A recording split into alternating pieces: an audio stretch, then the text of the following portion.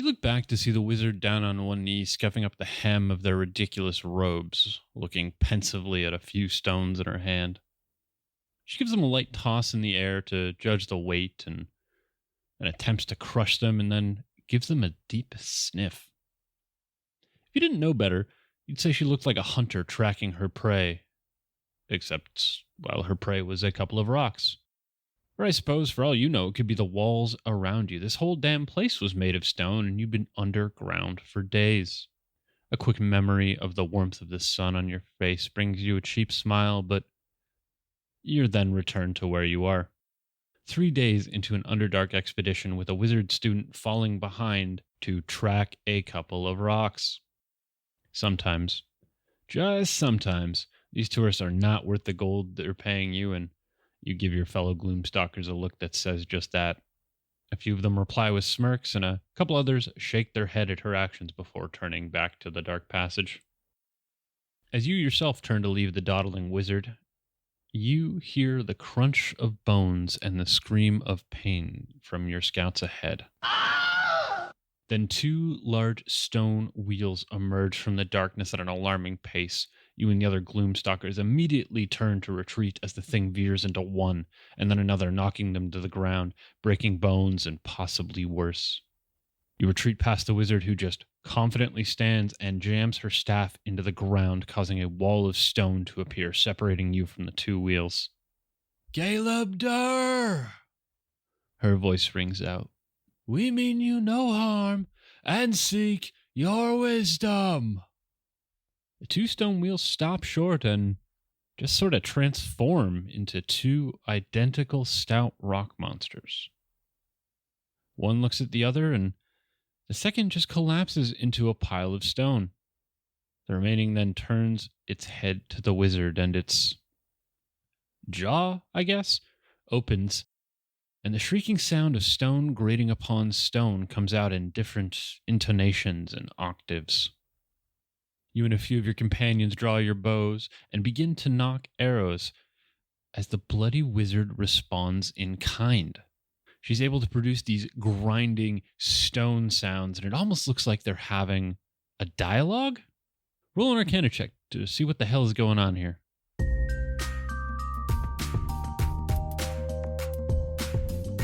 Hey there, creatures, and welcome to Encounter This, a podcast exploration of the creatures from Dungeons & Dragons and the lore that surrounds them. Hello there, listeners, and welcome to another episode of Encounter This. I am, of course, your co-host, Freeman Horemeisten, and today, my good friend James Moai Kidd will be taking us through a creature called I think it's the Galeb Duhr. On the Monster Manual, page 139, if you want to follow along. Am I saying it right? Galeb Duhr? Yeah, you are. It is Galeb Duhr. Galeb Duhr. All right, emphasis on the door. Yeah, there's a little pronunciation guide from the Forgotten Realms in there. Oh, yeah, look at that. Look at that. Cool. This is this is another Earth Elemental, I think. Is it not? It is, yes, yeah. As of this dropping, I think tomorrow is Earth Day. And had a couple accidental Earth Elemental lead-ups to this one. But Yeah. We're sticking with the old theme here.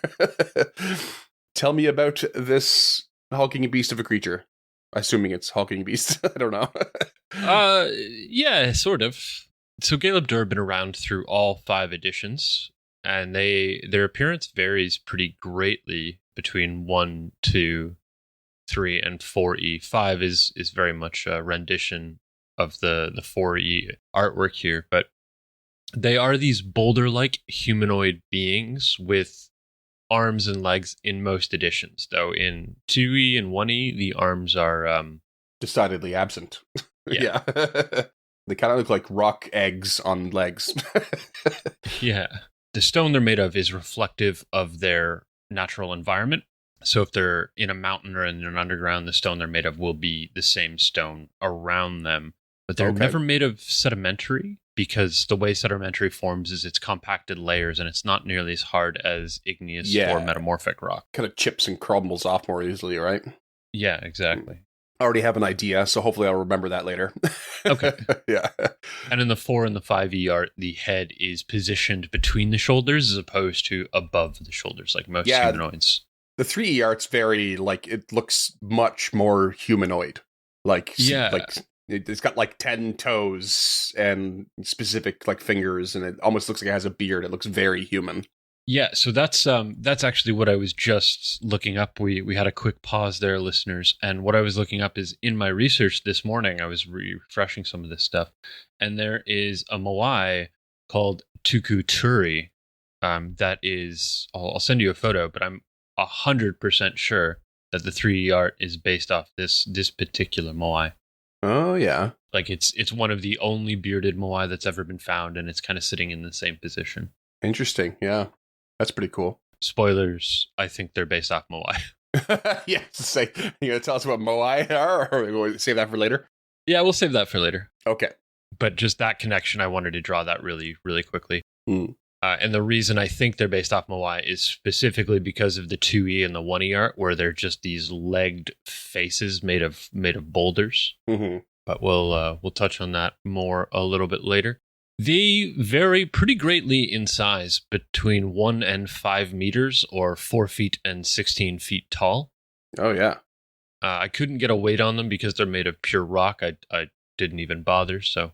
I assume they weigh similar to the Zorn, maybe. Very probably. Heavy and dense. Yeah. And they're thought to be genderless, and their reproduction is a mystery, though some smaller Galeb Duhr have been observed. Okay. So the thought is that the smaller ones are little baby Galeb Duhr, but we have no real concept of how they reproduce. And based on that, like, just that height, it's really it's a medium to large creature. That seems to be the implication. Yeah, mechanically, it's a medium creature. Okay. And because they're made of rock, they're very slow moving. And while they're moving, they can't hold anything in their hands. And we get that information from Dragon Magazine 172. I have no idea why. I couldn't find the article to actually back it up and do the research on it, but I will do my best to make sure it's available in the show notes. Sure, yeah. And they just don't expand upon it at all, why they can't hold anything and walk. Like on the wiki, at least, you mean? Yeah, on the wiki, yeah. Yeah, okay, yeah. And that's not in the 5e lore at all. Like, that's obviously probably from 1 and 2e when they didn't actually have hands, but yeah, fair enough. In the Galeb Duhr, they don't eat, age, or sleep. And it was once thought that they ate a single rock once every 3 months, but that has since been that myth has since been dispersed, which we can thank the evolution of the Mythos Duhr editions for. Okay. They are slow to act and slow to think, but they do have more intelligence than normal elementals. They just like take their time? Yeah, very much so. And they have a great memory to boot. So with that great memory, if you make a friend of a Galeb Duhr, which you very much can do, they will give out information or guidance, or sometimes even share the location of gem deposits with you. Okay, that's neat. So yeah, as long as you're not a threat, they won't be hostile towards you at all. Mm-hmm. And if they feel like it, they can just choose to make themselves look like an ordinary boulder, in which case they can remain still for years at a time. And they live for thousands of years, so it's not really an issue. But it's thought if they die of natural causes, they crack and powder over several days. And in earlier editions, they would leave behind 3 smaller boulders. And in those editions, those 3 smaller boulders were thought to be the form of reproduction. They would incubate for 100 years before animating, and the largest of those 3 smaller boulders would retain the territory it incubated in, and its siblings would go out and find their own territory to call home. But not in 5e. In 5e, it's just a mystery. Because of their long life, their ability to camouflage into their surroundings, and their great memory, they are favored as guardians, specifically by druids of the Circle of the Mountain, and sometimes even as like sentries for underground locations, like a wizard tomb or something along those lines, something you want to protect for a long, long period of time.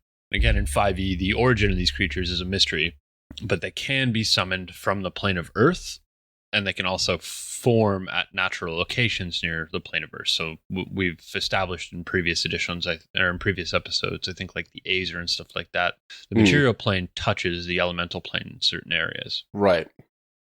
So in these locations where the boundary is weaker, they can form in the material plane.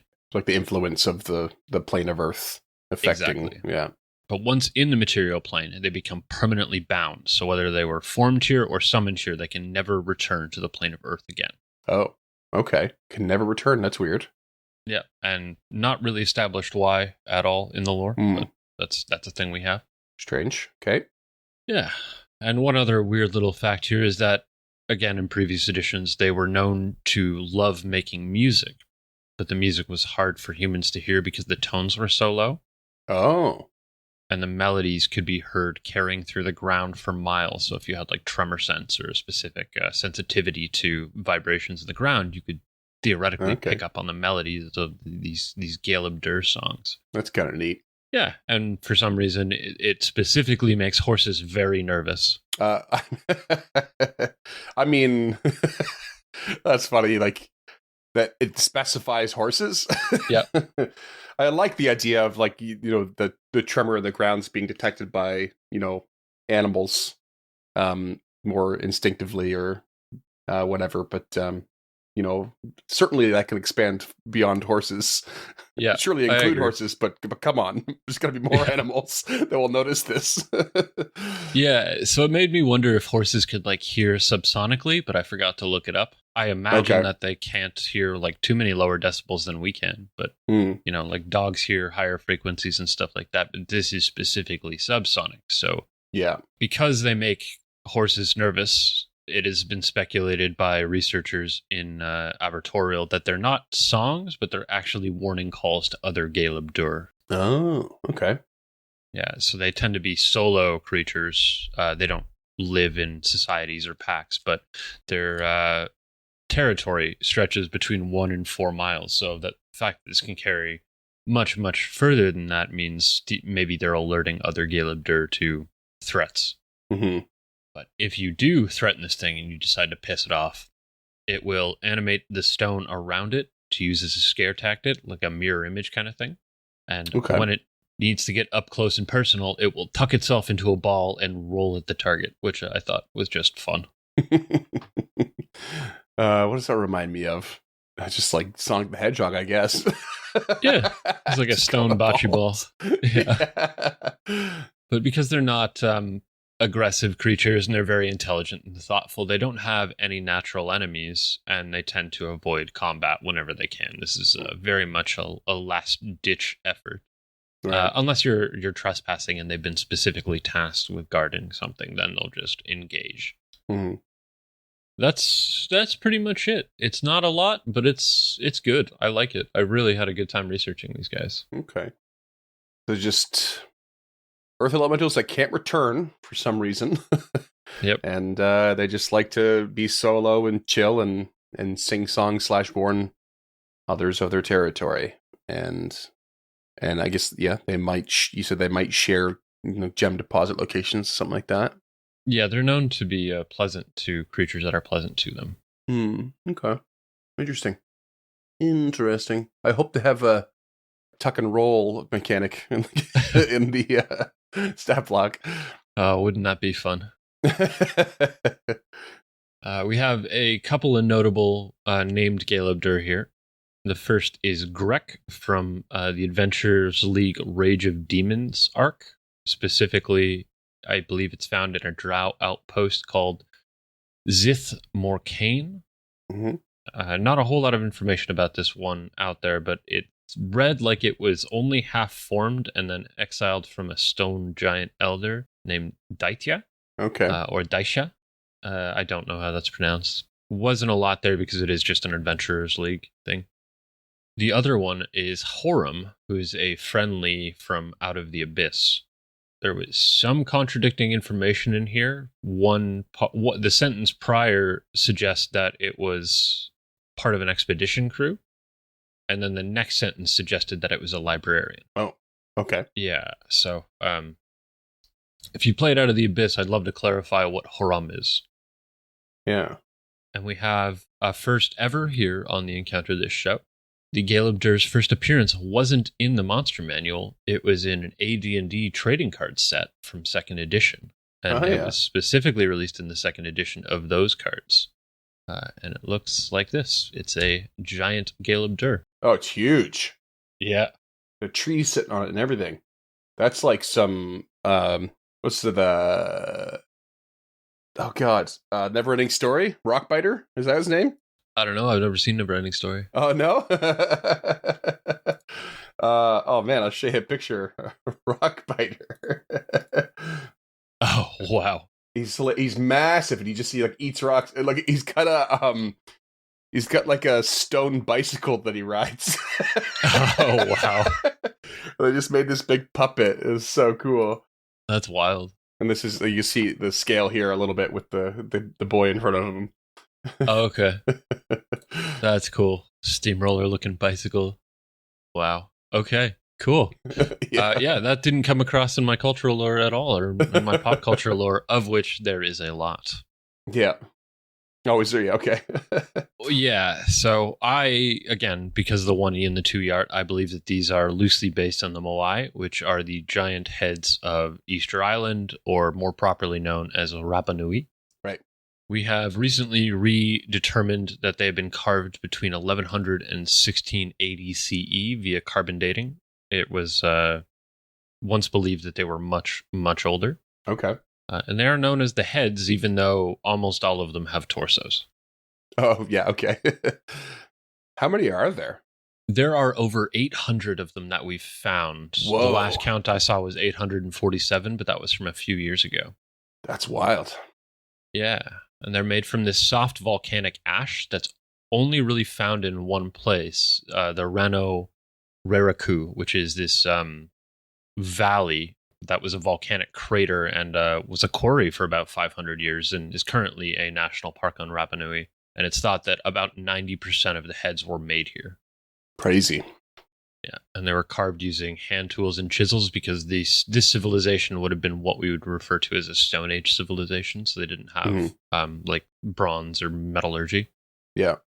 And they would splash the volcanic stone with water to soften it while they were chiseling and carving it. Oh, crazy. It's estimated that it took, that one Moai took 5 to 6 people 1 full year to complete. Oof. There's over 800 of them. Do we know why? Do we have any suspicions as to why they were made? Yeah, so each statue is thought to be the head of a deceased lineage. So like every family that died out and didn't reproduce would have one of these heads made. Oh, crazy. And of these, let's call it 850 heads or statues, only about a quarter of them have actually been installed. So this is what a lot of them look like. I've sent you a picture of the heads, just kind of scattered about. So they would be carved, and most of them still remain in the quarry in Rano Reraku, where the national park is. We can go see them today. But some of them can be found en route, like these guys here. They're just on location. Okay. But it's not until they're put upon a stone pedestal called an ahu that they're finished and done. And this is what they look like when they're finished and done. They've been installed in the ahu. Gotcha. So a very small percentage of them have actually been like placed accordingly. So they're just in a line. That's kind of interesting.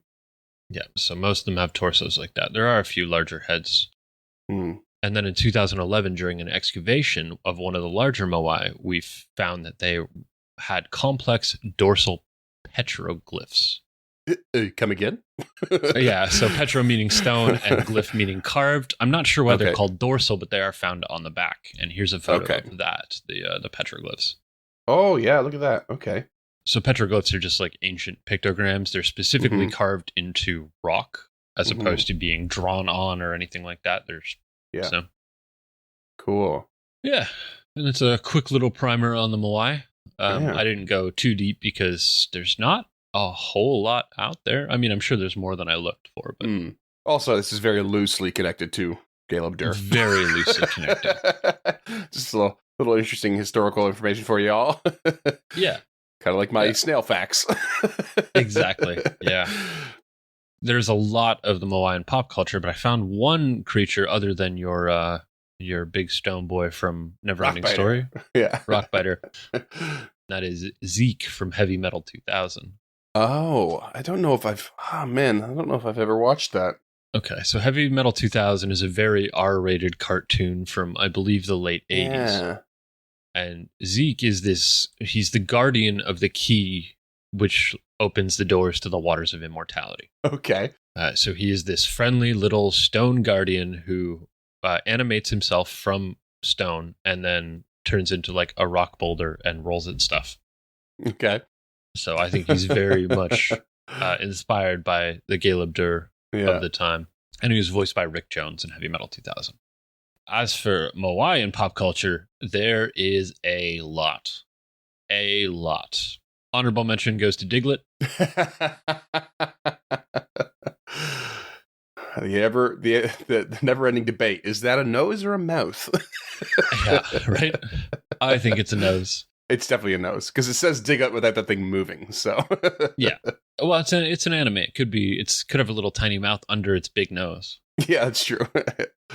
Also, for me, a very special shout out. My first real introduction to the Moai was from a little game on the Game Boy called Super Mario Land, and there's a whole like Rapa Nui themed level, but there are specifically two types of Moai: Toko Toko and okay.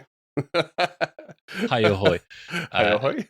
Yeah, and here's a little screenshot of Hayohoi from my last playthrough of Super Mario Land. You can kind of see him in the bottom right corner there. He throws these big stones. Also, from my past is the Spider-Man show from 1987. There was an episode called When Magneto Speaks, People Listen. Magneto, for some reason, controlled Moai that would come to life. So here's one photo of Spider-Man and a Moai. And his spider sense is going off. And here's one of the same Moai shooting lasers out of its eyes for whatever reason. Oh my god. It's the strangest cultural appropriation. It gets stranger. I bet it does. Oh, also from Super Mario, there is a Moai called Moai from Super Mario Odyssey. Okay. There he is. Oh my god. It's wearing sunglasses. Yeah. What the hell? Pretty great. They also make a background appearance on Rick and Morty in season 1, episode 9. Something wicked this way comes in the Devil's Shop. There's a little photo of it in the background. There's one scene where Summer's like up on a ladder dusting it as well. Okay. And then they appear all over pop culture. So we actually have two specific references here. So big thank you to moaiculture.com, which is a website that catalogs anytime they appear in TV, movies, or comics. Oh, crazy. So on top of that, they appear in things like Futurama, G.I. Joe, Real American Hero, Yu-Gi-Oh!, The Simpsons. They appear all over. And there's a photo of Bender shoving one into their apartment. Yeah. Oh my god. Oh, and here's a picture of Toko Toko. You can see in the bottom right corner. Yep. And you can see a couple Moai in the background. And then there's another source here called moai.games, and that's a website that is cataloging Moai appearance in video games. So I found this cool shot of them appearing in Gradius on the Atari. Oh, crazy. Yeah, look at that. But there are over 400 video games that he's cataloged down there, so those links will both be in the show notes. So go take a look for Moai appearance in your favorite pop culture. Wow. Instagram's gonna be full this time around, guys. There's a lot of photos to go over. They're mostly tangentially related, but there's 5 editions worth of art and stuff like that. Also inspired by Rockbiter, I have this one for you, which is a creature called Gaia from the Legend of Mana video game. And he's like a big mountain. Wow. Okay, yeah, that looks awesome. Yeah. And you step onto his hand and his hand like raises up and then he talks to you. That's pretty cool. Cool. I'm sure there's so much, like, again, tangentially related. Yeah. Giant stone beings with hunched faces. Yeah. But those were the ones that stuck out to me. As soon as I saw the 1E art, I immediately was reminded of the Moai, and then my mind immediately went back to that 81 episode of Spider-Man with Magneto controlling the the giant heads. And then there's an episode of G.I. Joe, A Real American Hero, where Cobra also brings the Moai to life, and they've got like laser eyes. But they have like full bodies, and they like walk around and stuff. So ridiculous. Why laser eyes? Because it was the 80s and they couldn't put guns in. Oh, that's right. No guns allowed. Yeah, that's pretty much it. There's plenty of differences. Giant stone faces. One is not real, and the other one is a volcanic ash statue. That brings us to one of my favorite parts of the episode. The part where we get drunk? Well, the part where we start. One black bale's not going to get you drunk. It's pretty easy going. But that's why we like it. Delicious, and I think it's 5%, 5.5. Is it 5? I thought it was like 4.5. All I know is it's delicious. And it has some nice earthy tones. It doesn't really have earthy tones, but no. It does not. Okay. Mechanics. Okay. Tell me how disappointing they are. Go. CR6. Oh, okay. AC 16 natural. Mm-hmm. 85 HP. They are medium neutral, and they can only move 15 feet. Okay. Slow and lumbering. They only speak Terran, and they have dark vision 60 and tremor sense 60. Ooh, these are very, very akin to the Zorn already. Yeah. I'll be honest, I don't understand the CR6. Yeah, I mean, it's already got lower AC and HP than the Zorn, so... Maybe you can help me justify it. Okay. They do have DR to non-magical attacks. Mm-hmm. They are straight up immune to poison because it's a rock. Mm-hmm. And they are immune to exhaustion, paralyze, poisoned, and petrified conditions, which makes sense. Lives forever and is rock. You'd think the Zorn would have all those too. I would, yeah. It has a couple of abilities. The first is false appearance, so it's indistinguishable from rocks when motionless. Mm-hmm. And its second one is what you asked for, Freeman. It is called Rolling Charge. Nice. So if it moves for a minimum of 20 feet in a straight line and hits with a slam attack, the target takes an extra 2d6 bludgeoning and must make a DC 16 strength save or is knocked prone. Okay, well, hold on. That doesn't... What? So I'm assuming it has a slam attack. Yes. Okay. It only has 15 feet of movement. How can it move a minimum of 20 feet and hit with a slam attack? Oh, sorry. I just noticed this in the monster manual. It's in a weird place. Okay. It is 30 feet move speed when rolling and 60 foot move speed when rolling downhill. Okay. Okay, that makes sense. It's like we're missing 5 feet here. It can't do its own ability. Okay, so when in rolling mode, expands on the speed. Okay, that makes more sense. All right, that's cool though. Straight line, minimum 20 feet, 2d6 bludgeoning, knock prone. Yeah, that all adds up to me. And it has 2 attacks, quote unquote. The first one is Slam. It is +8 to hit, and it does 2d6 bludgeoning. So if add in the rolling charge, it's 4d6 +5 bludgeoning, which isn't too bad. Yep. And his next ability is the one that I'm very confused by, and I think this is why it should be a CR6, and it's Animate Boulders. So it can use this once per day, and it magically animates 2 boulders it can see within 60 feet. The boulders gain the Galeb Duhr stats, but its intelligence and charisma are 1. Oh, I see. Okay, so in the monster manual, the exact words are, and it lacks this action option. So as in those boulders cannot animate other boulders, but they still have the rolling charge, the false appearance, and the slam. Okay. Now I understand why it's a CR6. Right, okay. So, yeah, as soon as you piss one of these off, it can just basically create 2 more of itself. But those 2 more can't create more. Yeah, so when I was reading it, I missed the word this, and I thought it just wrote, and it lacks the action option. It's just like, because then it would just be a matter of like, which one do I hit? Yeah. I should hit the one that's hitting me and not the ones that can't. Okay. Yeah, I mean, that right there does make it a more dangerous scenario for sure. Yes. Suddenly you've gone from 1 creature to 3. This is very akin, if I recall correctly, to what we did way back, tree ants. So they had animate trees, I believe. or awakened tree or something like that.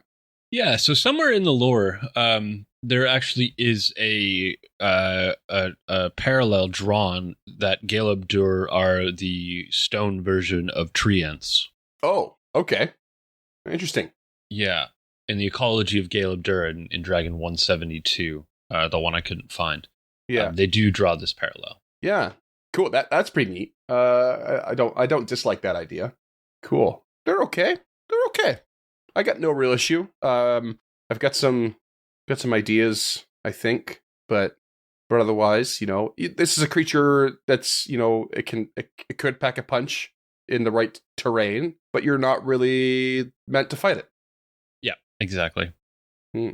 And if you do, all of a sudden, I like that it can animate the boulders within 60 feet, so it can just animate them 20 feet away, and then automatically they each get, a rolling charge off. Yeah, if you're fighting this thing on a mountain, which is likely, and but maybe not on the peak, they can just animate something from high up. You said it was on a hill. It had 60-foot movement with the rolling charge. Yep. Yeah, so it's suddenly 40, 50 feet away, these things could animate and just come straight down, barreling on you. Yeah, smash so all into of a you. sudden you've got 3 creatures doing 46 damage. So yeah. these are a little bit tougher than I had initially thought, and I like them. I like the mechanics, even if the animate boulders did just act as a mirror image as I initially thought. I still thought that was pretty neat. I like the lore behind them. They're not special, but I do appreciate them. I mean, the animate boulders thing just alone could just be an intimidation technique. Just I'm not alone. Boom, 2 more just animate, and you're like, so you better back down. That's exactly how it's discussed in the written lore in 5e. Okay, cool. It is initially designed to be a scare tactic. Yeah, because it is a concentration effect and it's only once per day. Yeah, so if you're beating on the main Galeb Duhr, you're looking at a reasonably high chance of breaking that concentration, probably. Yeah, and that's not how I would run this creature, but I don't even think I would let the players see the regular Galeb Duhr, the real Galeb Duhr. Yeah. If it has false appearance, why not just animate boulders while engaging in that false appearance? Yeah, of course. Now, I've never used this creature before myself, but I remember back when we were doing some scenarios as a side project, I wrote a series of scenarios that focus around false appearance creatures. And this was definitely in one of those. But I think it was in a cavern alongside ropers and piercers and stuff like that. But I never actually did put them to use myself. I've also never run them. I've always wanted to, because as soon as I saw them, I always see Zeke from Heavy Metal 2000. The only thing I have just for ideas of say homebrew is I still have that sedimentary rock idea in my head. So it reminds me of a homebrew item I did that's entirely too complicated. It's called the Earthen Sling, and it changed the effect based on what type of rock you put in the seat of the sling. I was featured on Interparty Conflict back in December, and that was an item that I talked about in there. So if anyone wants to go give that podcast a listen, you can get more detail on that. But this just kind of made me think of it if it's made of the rocks around it, but sedimentary is not included. Why not try to include it in some way? Make a different couple different types of Galeb Duhr and maybe even the animated ones pop up as different types.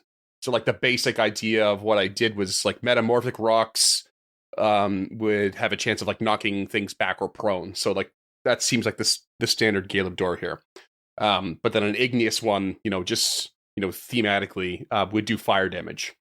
So give a little fire, change the damage types up a bit. You don't have to go get too crazy, but maybe increase damage slightly, but drop the prone stuff. But add that damage increases is perhaps a fire. And then a sedimentary was it was kind of inspired by the ice knife spell, where it hits a single target, but then upon impact it explodes and then does an area of effect. So that shattering, sort of breaking apart kind of aspect. So I don't know if I would give it a ranged attack per se, but maybe if it gets crit, it pieces break off and shatter across, and anything within a certain range might take a certain amount of piercing damage with a dex save or something like that. Just gonna play with the main types of rocks and kind of shake up the battlefield. Yeah, I like that. It becomes a little bit more in depth when you have to try and identify what the terrain the Galeb Duhr is living in is made out of. Mhm. But between igneous and sedimentary, it should be and metamorphic, it should be pretty easy to identify, right? Yeah, I would think so. I mean, I recall even I even did a little bit of research on said sling, and I had like written down the likely terrains of where you would find each rock, and like some of them were shared, of course, so like, if you were in the grasslands, you would likely find this or this rock. You're at a higher chance or what have you. So I mean, I don't have it in front of me now, obviously, but I did do some legwork on that. I think I probably discussed that part in the inter-party conflict, but yeah, it's definitely feasible. I remember I did that research to build that thing, years ago, but pretty much close to when we were first starting to play a D&D. Oh, okay. But yeah, it was just like, all the typical terrains. Are you on the coast, or are you in the mountains, or are you in the hills, or are you in the forest or the jungle? I just kind of broke down the three types and the likelihood. So, do a little legwork on that, and you could easily do it. For sure. And that is a great episode. We'll have it linked in the show notes, and a big thank you to those guys for having you on. Yeah, they're cool dudes. But that's all I've got. I've never used one either, and I'm not in a hurry to homebrew them. I like the idea of giving them different abilities based on different terrains. As I always do. I love reskinned regional variants. I think that's such a smart idea. Yeah. I don't have any ideas of how I would do it. Yeah. They seem like they for some reason, to me, they feel more like a on the surface creature rather than an Underdark creature. I don't know why, but I guess they certainly would work in both. And I think the only thing to keep in mind is that if you do have them rolling down a hill, getting a huge boost their speed, how would you limit them going uphill? I think they'd have to walk. So they get that big rolling in to start, but then they might be at a pretty big disadvantage after that. Yeah, with 15 feet movement speed, that's a huge disadvantage. It'd probably be the easiest approach to considering, elevation generally, because usually you have to deal with flying and it sucks. But if you're just on a hill, it's not too bad. So I think it'd be pretty easy to keep in mind, and something you should keep in mind for a sense of realism, I guess. Yeah, that's how I would do it, is maybe like on a mountain pass on the way up to something. Yeah. Or some sort of MacGuffin. And then the Galeb Duhr is the guardian, and it just animates two of its buddies, rolls them into you, and tries to push you off like the side of the mountain pass or something like that. Yeah, like a narrow mountain pass. That'd be so dangerous. Yeah, I think You're terrain would be the most fun way to play with it. Mm-hmm. Maybe give them the ability to push instead of just knock them over. Or maybe you knock them prone and they fall 5 feet away as well. So like the Galeb Duhr stops in their spot and they move 5 feet further back. That could be a cool little tweak. But again, it would make them much more dangerous. Very much more dangerous. Definitely considered like a dexterity save to grab the edge, Yeah, exactly. So that may be a CR6 creature, but that's more like a CR8 encounter. Yeah. But that's pretty much all I got, man. Nice little tight little creature. I got to research the Moai, which is something I've always thought they were really neat. So getting to dig into them a little bit here was really cool. We've been fortunate enough that lately we haven't had too many complaints about our creatures. That's fair. There are some bigger ones coming, We're creatures. Due, yeah. So hold on to your butts. This might be the last of my short ones for quite a while, based on our upcoming schedule. So, if you like the hour and a half episodes we do, they're coming. If you like this one, you can let us know on Facebook or Twitter at EncounterPod or Instagram at encounter.pod. There will be lots of images this week. They are very pervasive, even though I didn't really dig into them, because archaeology papers are notoriously dry, believe it or not. If you want to get in touch with us directly, you can shoot us off an email at info@encounterpod. If you like this, for whatever reason, and you want us to keep doing more, for $5 a month, you can support us on Patreon. That'll get you a handwritten thank you note and access to our show notes, where you can see all of the stuff that I messed up in this episode. But I will be updating it before we we actually upload it.